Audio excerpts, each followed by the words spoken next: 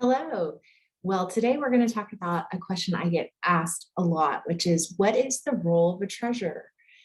Well, the answer to that question is truly it depends. Well, and what does it depend on? Well, it depends on the bylaws of the organization. And so the bylaws are one of the governing documents of the nonprofit. And inside of those, it lays out who the officers of the organization will be.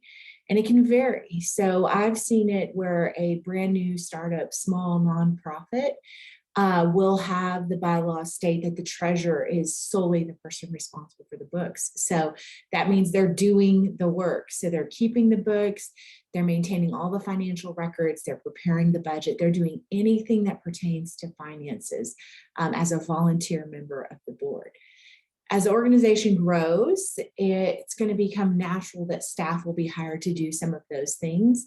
The work becomes more than what volunteers can handle, and the organization benefits from having a full-time person or part-time growing into full-time, and then beyond that. And so at some point, the organizations I've seen get to a place where the finance role of the board, the treasurer, is strictly in an oversight role. So they're really there to make sure that the requirements in the bylaws are being carried out.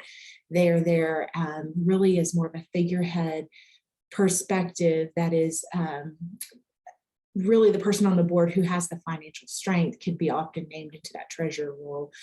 And really there's a whole lot in between. So you go from doing all the work treasurer to making sure it's all been done. And then something in between, which may include finance committees and other types of, maybe staff or contractors. So it can vary. Here's what's really important is these things are documented in the bylaws. And so what that means is that you need to revisit the bylaws regularly. If you're coming onto a board, you're new, you should definitely check out what the bylaws say about that treasurer role.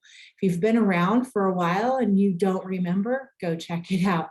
And it really is something that needs to be updated from time to time as the organization evolves. So a bylaw revision may be in your future. I hope this is helpful, and for more resources, feel free to check me out on my website, teresaclark.com.